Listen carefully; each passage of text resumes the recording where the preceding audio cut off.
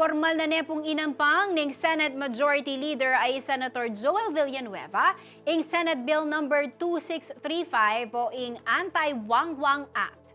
Medong niya pong munikalang batasini ang Pamamawal king unauthorized use o pamangamit ang pong pamamisaling wang at mialiwa pang emergency vehicle lights ang pong audio accessories. Big file yang House Billing Senador Paulina ning Administrative Order number 18 ape paluwal ng President Ferdinand Marcos Jr. inyang adjes ning Abril.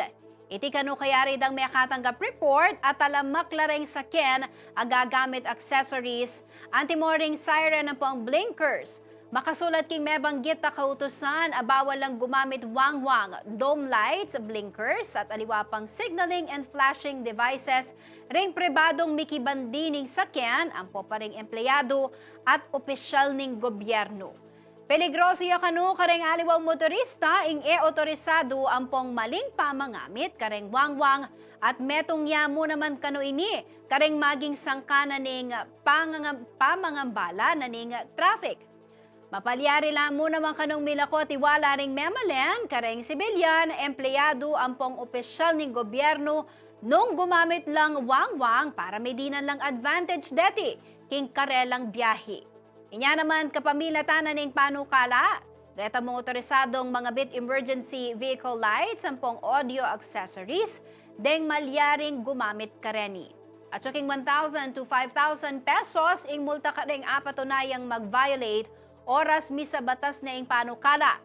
Posible laring kanong masuspendi ring karelang driver's license hanggang metong abanwa. Kapangatso naman king 50,000 pesos hanggang 100,000 pesos ing multa para kareng manufacturer, distributor, importer, ampong retailer, asangkot kareng unauthorized sale daring mesabing accessories.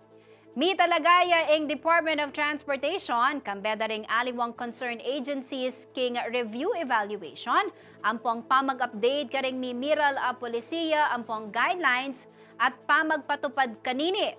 Samantala, exempted naman king panukala ring sakyan ang makasadyang gamitan for official use na ning Armed Forces of the Philippines, National Bureau of Investigation, Philippine National Police, Bureau of Corrections, Bureau of Jail Management and Penology, at aliwa pang law enforcement agencies.